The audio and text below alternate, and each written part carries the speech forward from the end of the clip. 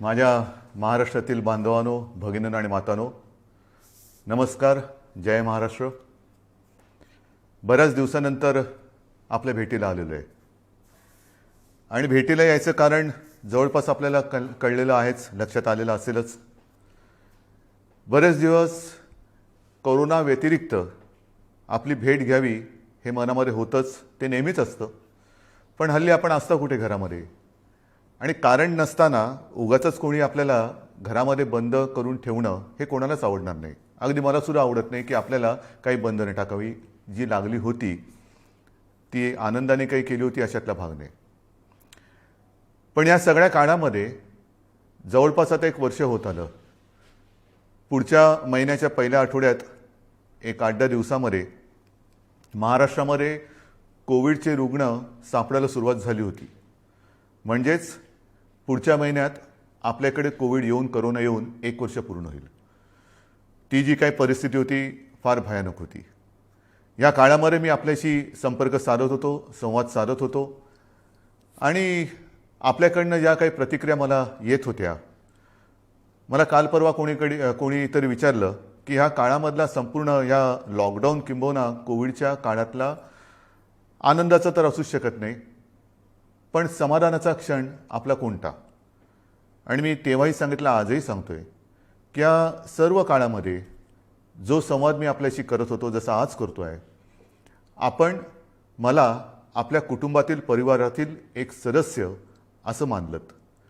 मला असं वाटतं, असं नातं हे भाग्य, नशीब लागतं त्याला की जनतेचा आपल्यावरती विश्वास असायला लागतो. आणि आपल्या आशीर्वादानेच आपण, म्हणजे मी सुद्धा आणि तुम्ही सुद्धा, ही लढाई लढतो आहोत. आणि या लढाईमध्ये सुद्धा महाराष्ट्र पुढे नेतो आहे. आणि ते दिवस जे मी आपल्याला सांगत होतो फार भयानक होते. एवढी वाईट होती परिस्थिती की कोरोना आपल्या देशात आला, महाराष्ट्रात आला, मुंबई पुण्यात आला, आणि मग हळूहळू हातपाय पसरायला लागला. काय करावं, कसं काय सगळं वातावरण किंवा परिस्थिती हाताळावी, कोणालाच काही कल्पना नव्हती. औषध तेव्हाही नव्हतं, औषध आजही नाही आहे. एक दिलासादायक बातमी म्हणजे आपल्या हातामध्ये आता वॅक्सिन नाही म्हटलं तरी आलेलं आहे. वॅक्सिनची सुरुवात झालेली आहे. महाराष्ट्रामध्ये आज जवळपास वॅक्सिनेशनचा जो कार्यक्रम आपण सुरू केला आहे, त्या माध्यमातून 9 लाखाच्या आसपास आपण आपले ज्याला फ्रंटलाईन वर्कर्स म्हणतो किंवा अगदी कोविड योद्धे, त्यांना त्याची सुरुवात केलेली आहे.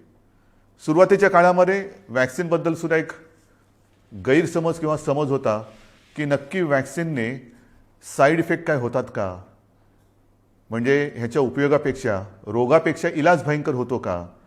पण आज 9 लाखाच्या आसपास आपण आपल्या या सगळ्या बांधवांना आणि भगिनींना, जे जे आपल्यासाठी लढत आहेत, त्यांना वॅक्सिन दिल्यानंतर कोणत्याही प्रकारे त्याचे साईड इफेक्ट्स, ज्याला घातक साईड इफेक्ट्स आपण म्हणू शकतो, तसे आढळून आलेले नाही आहेत. आणि म्हणून मी जे राहिलेले त्यातले आपले कोविड योद्धे आहेत त्यांना विनंती करतोय की आपण तर सैनिक आहात. आपल्या जीवावरती, आपल्या एका धैर्यावरती आपण हे युद्ध लढतो आहोत.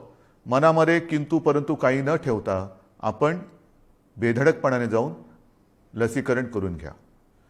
मग दुसरा प्रश्न येतो, त्यांना तर आपण देतोय, आम्हाला कधी मिळणार. आता आम्हाला कधी मिळणार हे सगळं काही, जसं पूर्वी शिवसेना प्रमुख सांगायचे, उपरवाले की मेहरबानी. म्हणजे केंद्र सरकार हा सगळा कार्यक्रम ठरवतो आहे, कोणत्या राज्याला किती लस द्यायच्या, दरम्यानच्या काळात आजूबाजूच्या देशांना किती लसी द्यायच्या. कारण एक 4 दिवसापूर्वी किंबहुना गेल्या आठवड्यात आपण बातमी पाहिली असेल की साऊथ आफ्रिकेवरनं त्या लसी ज्या होत्या त्या परत दिलेल्या आहेत. ठीक आहे, त्या काही अगदीच काही ह्या नाही आहेत, म्हणजे निरुपयोगी नाही आहेत. आपल्या देशामध्ये ते उपयोगी आहेत. आणि आणखीन 1-2 महिन्यामध्ये आणखीन 1-2 कंपन्या आपल्याला लसी देणार आहेत. त्यांचं सुद्धा उत्पादन हळूहळू सुरू होते, ट्रायल सुरू आहे, चाचण्या सुरू आहेत. जसजसं त्यांचा सगळा तो कार्यक्रम पूर्ण करतील, आणखीन 2-4 कंपन्या ह्या वॅक्सिनमध्ये उत्पादन क्षेत्रामध्ये पुढे येत आहेत आणि आपल्याला वॅक्सिन्स मोठ्या प्रमाणात उपलब्ध होतील. आणि तेव्हा मात्र आपण जनतेसाठी हा कार्यक्रम खुला करून देऊ. पण तोपर्यंत काय करायचं, तोपर्यंत तर नव्हे तर वॅक्सिन घेतल्यानंतर सुद्धा, ज्याप्रमाणे मी काल परवाकडे शिवजयंतीसाठी शिवनेरीला जाऊन आलो. ते तर तिथे जाणं हे कर्तव्य आहेच. शिवजन्मभूमीवर जाणं आणि शिवरायाला वंदन करणं हे तर आपलं मोठं पवित्र काम असतं आणि माझ्यासाठी तर भाग्याचं काम आहे. ह्याचं कारण पूर्वी मी शिवनेरीवरती जात होतो, पण या वेळेला आणि त्याच्या गेल्या वेळेला म्हणजे गेल्या वर्षी मुख्यमंत्री म्हणून मी तिथे गेलो. हे भाग्य आहे. तिथे गेल्यानंतर सुद्धा माझ्या लक्षात आलं की गेल्या वर्षीची शिवजयंती आणि ह्या वर्षीची शिवजयंती ह्याच्यामध्ये नाही म्हटलं तरी एक फरक होताच. गेल्या वर्षी गर्दी जास्त होती, यावेळेला गर्दी कमी होती, पण उत्साहात कुठेही फरक नव्हता. मग तिथे गेल्यानंतर मी माझं मनोगत जे काही व्यक्त केलं वंदन करताना मी हेच सांगितलं की छत्रपती शिवरायांनी आपल्याला शत्रूशी लढायला एक जिद्द दिली. लढाईसाठी तलवार असणं गरजेचं आहेच, पण तलवार नुसती असून चालत नाही, तर तलवार चालवण्याची आणि मुळात लढण्याची आणि जिंकण्याची एक जिद्द लागते, ईर्ष्या लागते. ती प्रेरणा छत्रपती शिवरायांनी दिली. तो काळ वेगळा होता. त्यावेळेच्या लढाया ह्या तलवारीने आणि ढालीने लढायला लागत होत्या. ढाल, होय, ढाल आणि तलवार. वार करायचा असेल तर तलवार आणि वार झेलायचा असेल तर ढाल पाहिजे. हे सुद्धा युद्धच आहे. कोरोनासोबत आपण युद्ध लढतोच आहोत. मी तर तेव्हा असंच म्हटलं होतं, वॉर अगेन्स्ट व्हायरस. संपूर्ण एक वर्ल्ड वॉर सुरू आहे असंच म्हणा ना. पण हे युद्ध लढताना आपल्या हातात तलवार अजून आलेली नाही आहे, औषध अजून आलेलं नाही आहे, वॅक्सिन धीम्या गतीने येते. मग ढाल तरी पाहिजे. मग ढाल कुठे? ढाल आहे, आणि ती ढाल म्हणजे आपला मास्क. या लढाईमध्ये मास्क हीच आपली ढाल आहे.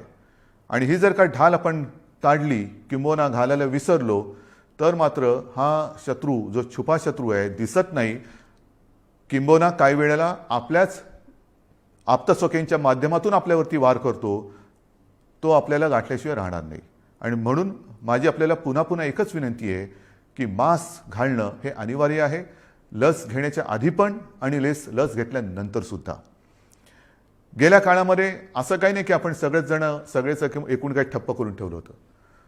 पण ह्या पूर्वीचा काळ, त्याच्यामध्ये बेड्स मिळत नव्हते, ॲम्ब्युलन्स नव्हत्या, ऑक्सिजन कमी पडत होता, व्हेंटिलेटर्स नव्हते. औषधाची कथा तुम्हाला सांगितली की तेव्हाही नव्हतं, आताही नाही आहे. मग करायचं काय? तर त्याही परिस्थितीमध्ये आपले सगळे डॉक्टर्स, आरोग्य कर्मचारी, पोलीस यंत्रणा आहे, महसूल यंत्रणा आहे, अगदी स्वयंसेवी संस्थासुद्धा ह्या सगळ्या युद्धामध्ये देवदूतासारख्या धावून आल्या. ती परिस्थिती काही जणांनी अनुभव घेतला असेल, फार वाईट होती. टी व्ही लावला की एकूण पुन्हा एकदा करोनाचं किती संकट वाढतंय हेच आपल्यासमोर यायचं. म्हणजे घाम फोडणारे ते दिवस होते. बेड्स मिळत नाही, ॲम्ब्युलन्स मिळत नाही, औषधांचा तुटवडा आहे, ऑक्सिजन नाही, व्हेंटिलेटर नाही. मग काही जणांच्या तक्रारी सुरू व्हायच्या आणि त्यावेळेला त्या खऱ्या होत्या. हे तर सोडा, औषधं सोडा, आपल्याकडे टेस्टिंग लॅबसुद्धा नव्हत्या. अख्ख्या महाराष्ट्रामध्ये फक्त 2 होत्या. त्या साधारणतः आपण 500पर्यंत नेलेल्या आहेत. हे यापूर्वीच मी तुम्हाला सांगितलेले. पुन्हा त्याची मी काही उजळणी नाही करत. बेड्स किती होते? 7.5 बेड्स होते, त्याच्यात 4 लाखाच्या आसपास आपण कसे केलेले आहेत ही उजळणी नाही करत. पण तेव्हाचं जे चित्र होतं हे असं होतं. आणि नंतर आपण एका धीराने ही लढाई लढलो, महाराष्ट्र पुढे नेला. आपण त्याच्यामध्ये सुद्धा साधारणतः 1 लाख कोटीच्या वरती MOU सही केले. 2 लाखापर्यंत, 2 लाख कोटीपर्यंत आपण पोहोचतोय. कृषी क्षेत्रात काय केलं, दुसऱ्या क्षेत्रात काय केलं, पर्यटनामध्ये काय केलं, हे सगळं आपल्याला माहिती आहे. आज मी त्याच्यावरती नाही बोलणार. याचं कारण पुन्हा एकदा आपल्या राज्यामध्ये करोना डोकं वर काढतोय. आणि हे डोकं वर काढताना अजूनही लाट आपल्या राज्यात आले की नाही हे त्या 8-15 दिवसात कळेल. पण मधल्या काळामध्ये आपण थोडेसे शिथिल झालो. तुम्ही काय, थोडासा मी सुद्धा. सगळीकडे आपण फिरायला लागलो. लग्न समारंभ अजूनही त्याच्यावरती नाही म्हटलं तरी उपस्थितांच्या संख्येवरती बंधन आहे. अगदी मुंबईमध्ये असेल, प्रमुख शहरांमध्ये सुद्धा असेल, रेस्टॉरंटमध्ये आपण वेळा वाढवून दिल्या, हॉटेल्समध्ये वेळा वाढवून दिल्या, दुकानांच्या वेळा वाढवून दिल्या. वेळा का वाढवून दिल्या? तर गर्दी होऊ नये. लोकल्स सर्वसामान्यांसाठी कधी सुरू करणार? सुरू करून दिली. काही जणांना बाकीचं सगळं सोडा, आमची मंदिरं कधी उघडणार? मंदिरं उघडी करून दिली. पण हे सगळं उघडं करून दिल्यानंतर आपल्याकडनं अपेक्षा एक होती आणि आज सुद्धा आहे की जी शिस्त करोनाने आपल्याला लावलेली आहे त्या शिस्तीचं पालन हे करणं हे गरजेचं आहे. इतर सगळं काही हे उघडा ते उघडा हे करणारे करोनाची शिस्त नाही मोडू शकत. म्हणजे आम्ही आंदोलन केलं आणि एखादी गोष्ट उघडली, पण करोनाची शिस्त, करोनाची मुकाबला ते नाही करू शकत. आणि उद्या करोनाचा घाला आलाच तर तेही आपल्याला वाचवू शकणार नाहीत, हे आपल्याला पक्क माहिती आहे. म्हणून आपण सुद्धा अत्यंत समजूतदारपणाने ज्या ज्या सूचना मी आपल्याला दिल्या त्याचं पालन आपण तंतोतंत केलं. पण झालं काय कि हळूवार सगळं आपल्याला वाटलं आता कोरोना गेला, अरे गया रे उसमें क्या है, अभी क्या है देखो मैं तो मास्क नहीं पहन रहा हूं, तू पागल है क्या मास्क पहन रहा है. आता पागल पण लक्षात यायला लागलं. पाश्चिमात्य देशामध्ये मी मुद्दामून कागद घेऊन बसलेलो आहे की तिथे सुद्धा साधारणतः असंच झालं होतं. अगदी सुरुवातीलाच मी आपल्याला सांगितलं होतं, करोनाचं कसं असतं, लाट येते पुन्हा खाली जाते, पुन्हा येते पुन्हा खाली जाते. ती जेव्हा खाली येते तेव्हाच तिला थांबवायचं असतं. पण पाश्चिमात्य देशात सुद्धा आपण जी थोडीशी एक शिथिलता अनुभवली किंवा शिथिलता आपल्या आयुष्यात आणली, तीच तशी तिकडे आणली. आणि आता तिथे गेले 1-1.5 महिना अनेक देशांमध्ये लॉकडाऊन आहे.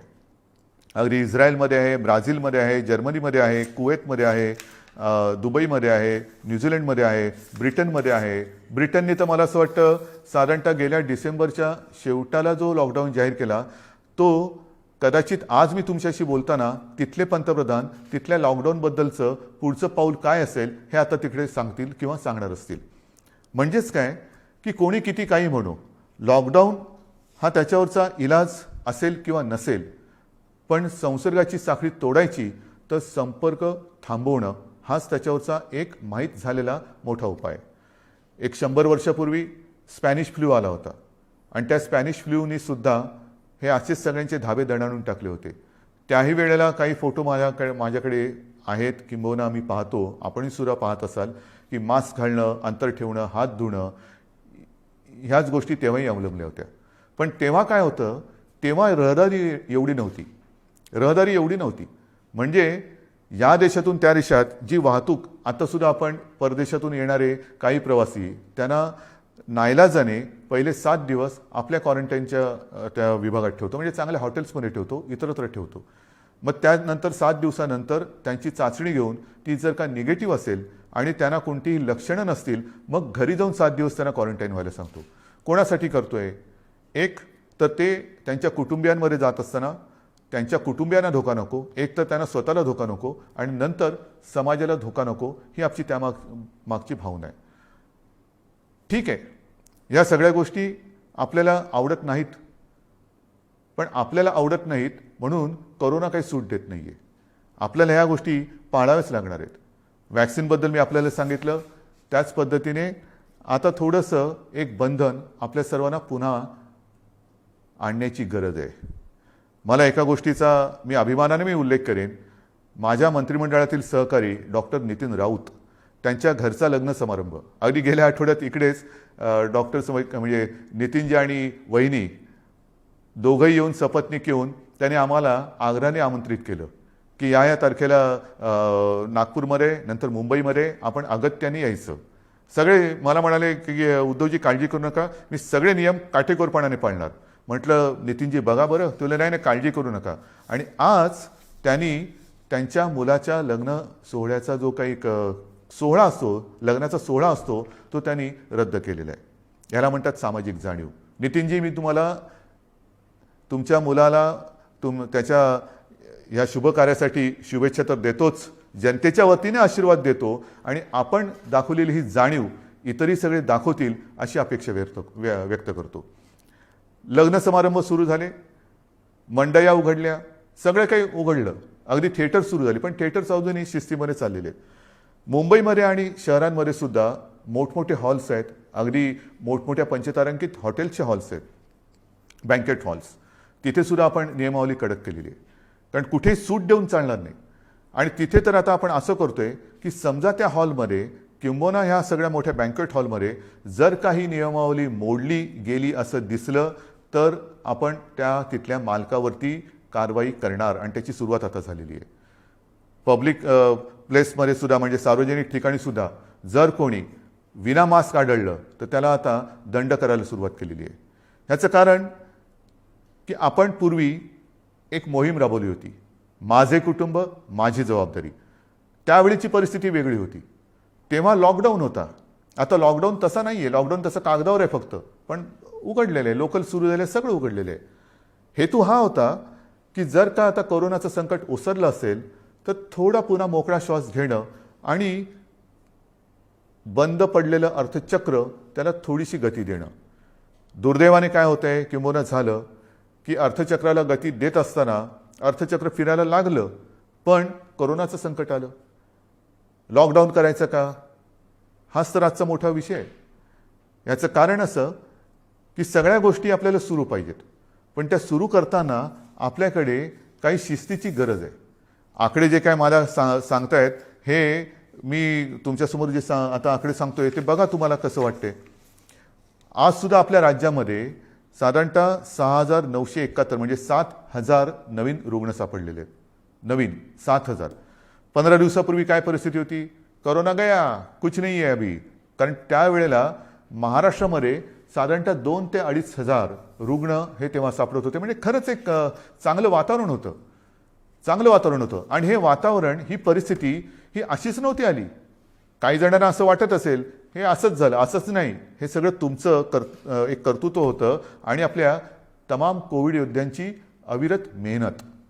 त्यांनी स्वतःचा जीव प्रसंगी धोक्यात टाकून जनतेसाठी म्हणजे आपल्यासाठी मेहनत केली. स्वतःचं आयुष्य नाही पाहिलं, स्वतःचं कुटुंब नाही पाहिलं, घर नाही पाहिलं, मुलं बाळं नाही पाहिली, आई वडील नाही पाहिले, पत्नी भाऊ बहीण नाही. माझी जनता आहे आणि माझं कर्तव्य आहे म्हणून त्यांनी आपल्यासाठी अहोरात्र मेहनत केली. काही जणांनी त्याच्यामध्ये स्वतःचे जीवसुद्धा गमावले. हे फार म्हणजे हृदयद्रावक कसं हे एक वातावरण आहे. आणि त्यांनी जे काही बलिदान केलेलं आहे, शहीद झालेले आहेत, हो हे शहीदच म्हणावं लागेल या युद्धामध्ये झालेले, त्यांच्या मेहनतीवरती आपल्याकडनं पाणी टाकलं जातं कामा नये. म्हणजे आता मला जे काही दिसतंय, काही ठिकाणी कोविड योद्ध्यांचा सत्कार केला जातोय. कोविड योद्ध्यांचा सत्कार घ्यायचा आणि त्यांना काहीतरी एक आपलं हार तुरे द्यायचे, शाल श्रीफळ द्यायचं आणि कोविड योद्ध्याचा सत्कार. आनंद आहे, केलाच पाहिजे. कोविड योद्ध्याचा सत्कार हा झालाच पाहिजे. पण सत्कार करताना किमान एक मनामध्ये भावना अशी पाहिजे की आणखीन कोविड योद्धे निर्माण होण्याची आवश्यकता लागता कामा नये. किंबहुना हे कोविड योद्धे जे युद्ध लढतायत, ह्या युद्धात आपला सहभागी जरी नसला, आपण कोविड योद्धे जरी होत नसलो तरी कोविड दूत तरी होऊ नका. कोरोनाचे योद्धे जरी नाही झालात तरी कोरोना दूत अशी कृपा करून होऊ नका. म्हणजे एका बाजूला कोविड योद्ध्यांचा सत्कार करायचा आणि दुसऱ्या बाजूला हे काय, हे कशाला बंद, हे उघडा, ते उघडा. नाही, तुम्ही त्या कोविड योद्ध्यांचा अपमान करताय आणि नाही तर कोविड योद्ध्यांचा सत्कार हे थोतांडे. आणि म्हणून मला असं वाटतं की कोविड योद्ध्यांचा सत्कार करताना एक सामाजिक जाणीव, सामाजिक भान हे सगळ्यांनी तुमच्यासकट माझ्यासकट सगळ्यांनी ठेवणं गरजेचं आहे. आणि कोविड योद्ध्यांचं युद्ध हे जिंकण्यासाठी आपण आपल्या परीने जे करता येईल ते केलं पाहिजे. आकडेवारी जी तुम्हाला सांगत होतो त्याच्यामध्ये राज्यामध्ये 2,000 ते 2,500 रुग्ण असायचे. आता यामध्ये साधारणतः पुन्हा 1,000 ते 1,500 म्हणजे 2,000-1,000पर्यंत आपण जे खाली गेलो होतो त्याच्यात आता तेवढीच भर पडायला लागलेली आहे. हे फार विचित्र आहे. अमरावतीमध्ये तर जेव्हा आपण तेव्हा पीकवरती होतो, सर्वोच्च एका त्या बिंदूवरती होतो, तिथपासून आज सुरुवात झाली आहे. म्हणजे आज साधारणतः अमरावतीमध्ये 1,000च्या आसपास रुग्ण सापडलेले असतील. म्हणजे एवढं अगदी सर्वोच्च जेव्हा पीक गाठलं होतं तेव्हाही नसेल, त्याच्या जवळपास किंवा त्याच्याहून थोडंसं किंचित कमी अधिक प्रमाणात आज रुग्ण सापडायला लागलेले आहेत. ही परिस्थिती वाईट आहे. ही परिस्थिती वाईट आहे. मग याची सुरुवातच जर का त्यावेळेच्या पीकपासून होणार असेल आणि आज आपण दिरंगाई केली, गलथानपणा केला, तर यावेळेचं ते शिखर किती असू शकेल ह्याची मला चिंता आहे. आणि मग सुरुवातीला जे मी आपल्याला सांगत होतो की तेव्हा रुग्णसंख्या आणि बेड्स, आरोग्य सुविधा ह्या कमी पडत होत्या, प्रमाण विषम होतं. आज आपण भरपूर वाढ जरी केलेली असेल तरी तेव्हाच्या पीकने आज सुरुवात होणार असेल तर ह्या लाटेचा पीक जेव्हा येईल तेव्हा पुन्हा एकदा आपली आरोग्य व्यवस्था जी आहे तिच्यावरती किती ताण पडला असेल. माझ्या मंत्रिमंडळातील सहकारी जे अहोरात्र मेहनत करतायत ते बाधित व्हायला लागलेत. डॉक्टर टोपे आहेत, त्यांना डॉक्टरच म्हणतो आम्ही, राजेश टोपे आहेत, जयंतराव आहेत, जयंत पाटील आहेत, अनिल देशमुख आहेत, शिंगणे आहेत, बच्चू कडू आहेत, यशोमतीताई ह्या 2-3 दिवसापूर्वी त्यांना बरं नव्हतं पण सुदैवाने कोरोना निगेटिव्ह आणि नंतर ते येऊन पण गेल्या. तर असे हे सगळे बाधित व्हायला लागलेले आहे. म्हणजेच काय की सध्या राज्यामध्ये 40,000पर्यंत आपली रुग्णसंख्येची खाली आली होती, त्याच्यात आता 53,000 ॲक्टिव्ह रुग्ण हे दिसायला लागलेले आहेत. जे मी तुम्हाला सांगत होतो की 2 ते 2,500 रुग्ण असायचे, आज मुंबईमध्ये आपल्या महाराष्ट्रामध्ये साधारणतः 6,971 म्हणजे 7,000 नवीन रुग्ण आजच्या दिवसामध्ये आपल्या महाराष्ट्रामध्ये सापडलेले. मुंबईमध्ये जी संख्या 392वरती आली होती ती पुन्हा 800, 850, 900वरती गेलेली आहे. हे गेल्या एका आठवड्यातलं आहे. एका आठवड्यामध्ये आपण साधारणतः 400 पासून मुंबईमध्ये डबल झालेलो आहोत. पुण्यामध्ये सुद्धा हीच परिस्थिती आहे. म्हणजे ही परिस्थिती जर का आपण पाहिली तर दुसरी लाट आले का? दुसरी लाट ही दरवाजावरती धडका मारते, जरूर मारते. आत आले की नाही हे त्या 8-15 दिवसामध्ये कळेल. आणि म्हणून मी आपल्याला सगळ्यांना हात जोडून एक विनंती करतोय की पुन्हा एकदा काही प्रमाणामध्ये बंधनं आपल्याला पाळावी लागणार आहेत. काही ठिकाणी बंधनं हे आपण घालतो आहोत. अमरावती, अकोला, यवतमाळ, वाशिम, कारण साधारणतः हा जो पट्टा आहे ह्या पट्ट्यामध्ये ही वाढ फार मोठ्या प्रमाणावरती होते. आणि म्हणून तिथे उद्यापासून साधारणतः तिथल्या अधिकाऱ्यांनी मी सांगितलं की अचानक काही करू नका. म्हणजे आता 7 वाजता मी आपल्याशी बोलतोय आणि आज सांगणार की आज मध्यरात्रीपासून मी लॉकडाऊन करतोय, तसं नका करू. कारण अचानक लॉकडाऊन करणं हे सुद्धा घातक आहे आणि अचानक सगळं काही उघडून टाकणं हे सुद्धा घातक आहे. आणि म्हणून मी सांगितलं की आपल्या जनतेला 1 दिवस द्या. 1 दिवस देऊन साधारणतः उद्या संध्याकाळपासून जिथे जिथे तुम्हाला वाटतं तिकडे काही बंधनं ही जरूर तुम्ही अंमलात आणायला सुरुवात करा. जरूर अंमलात आणायला सुरुवात करा. कारण आता ह्या गोष्टी कराव्याच लागतील.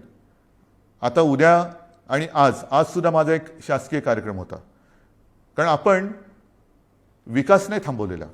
विकासाची कामं ही सुरू आहेत. आपल्याला कल्पना आहे की मध्ये मी विदर्भामध्ये येऊन गेलो. हिंदू हृदय सम्राट बाळासाहेब ठाकरे समृद्धी महामार्गाची प्रगती बघून आलो.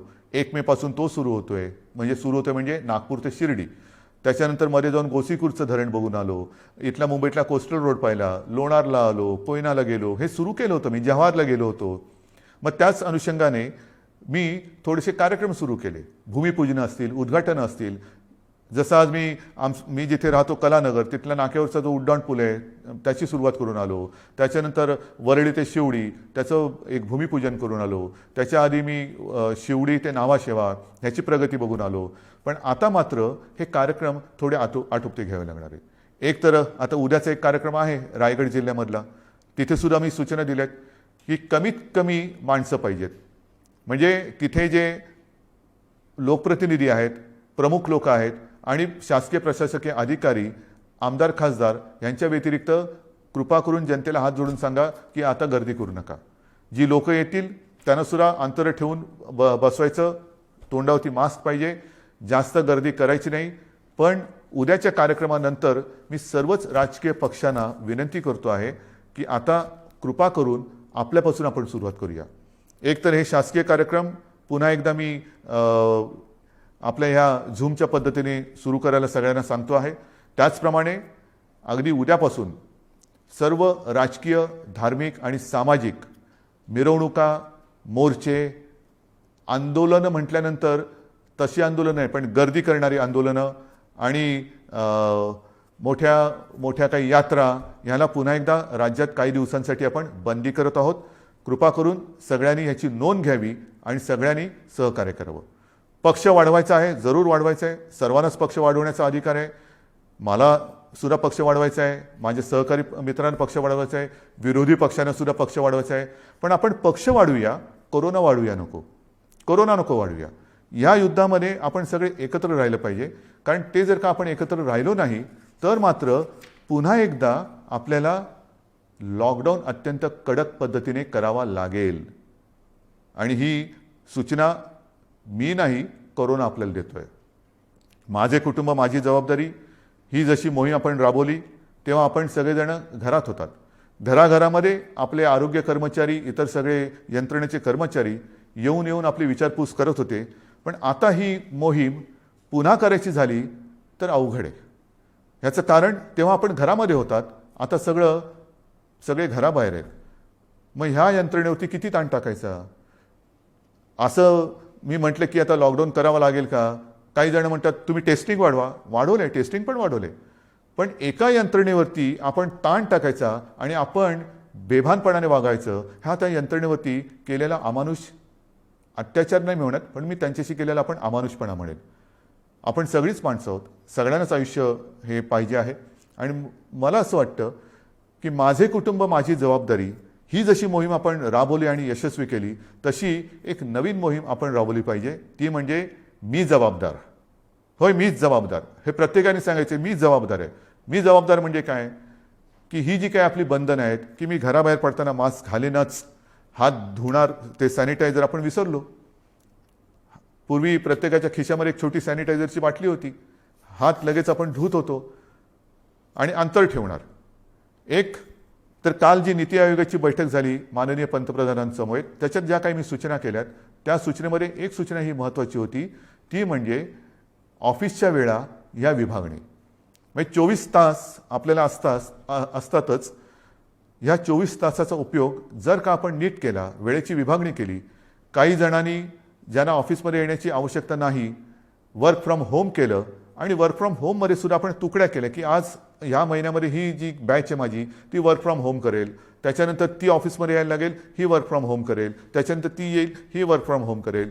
तर कारण नसताना जी गर्दी होते, ती गर्दी मग ट्रेनमध्ये असेल, बसमध्ये असेल, कार्यालयामध्ये असेल, इतर वेळेला खाण्यापिण्याच्या ठिकाणी असेल, ही आपण नियंत्रित ठेवू शकतो.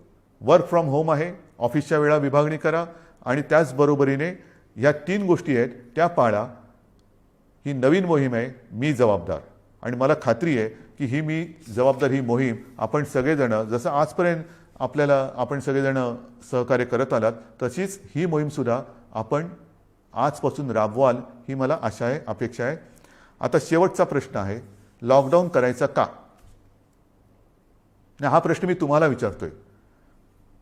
आणि आपल्यालाही माहिती आहे, आपण घरातल्या घरात हो नाही असं बोलला असाल, माझं आपल्याला ऐकू येते, आपलं मला ऐकू येत नाही आहे. आणि या प्रश्नाचं उत्तर मी पुढचे 8 दिवस आपल्याकडनं घेणार आहे. कसं घेणार? येऊन तुम्हाला भेटणार का? नाही. मी बघणार, ज्यांना लॉकडाऊन नको आहे ती लोक ह्या सूचना ज्या आहेत, मास्क वापरणं, हात धुणं आणि अंतर ठेवणं, हे पाळतील. आणि ज्यांना लॉकडाऊन हवा आहे ते विना मास्कचे फिरतील. बघूया किती जणांना लॉकडाऊन हवा आहे आणि किती जणांना लॉकडाऊन नको आहे. लॉकडाऊन म्हणजे माझं तर म्हणणं स्वच्छ आहे, मास्क घाला, लॉकडाऊन टाळा, शिस्त पाळा, लॉकडाऊन टाळा. मग काही जण म्हणतात की थोड़ा सा हिंदी में बोलिए. ठीक है, 2 लाइन हिंदी में बात करता हूं. क्या आपको लॉकडाउन चाहिए? लॉकडाउन चाहिए, हाँ या ना? अरे भाइयों और बहनों, आप जो कह रहे हैं, मेरी आवाज आप तक आ रही है, लेकिन आपकी आवाज नहीं आ रही है. इसीलिए मैं आने वाले कुछ दिन आपसे ये उत्तर अपेक्षित कर रहा हूं. कैसे? मैं देखूंगा, आते जाते हुए देखूंगा, मेरे जो लोग हैं उनसे बातचीत करूंगा. जिन लोगों को लॉकडाउन नहीं चाहिए वो मास्क पहनेंगे, जिन लोगों को लॉकडाउन चाहिए वो मास्क नहीं पहनेंगे. सिंपल है. लॉकडाउन अगर नहीं चाहिए तो जो 3 चीज हमेशा मैं कहते आ रहा हूं, मास्क पहनिए, हाथ धोइए और एक दूसरे से एक सुरक्षित अंतर रखिए. देखते हैं येत्या 8 ते 10 दिवसामध्ये किती जणांना लॉकडाऊन हवा आहे आणि किती जणांना लॉकडाऊन नको आहे. आणि म्हणून पुन्हा एकदा शेवटी सांगतो, मास्क घाला, लॉकडाऊन टाळा, मास्क पहनिए और लॉकडाऊन को ना कहिए. अंतर ठेवा आणि लॉकडाऊन टाळा, शिस्त पाळा आणि लॉकडाऊन टाळा. जय हिंद, जय महाराष्ट्र.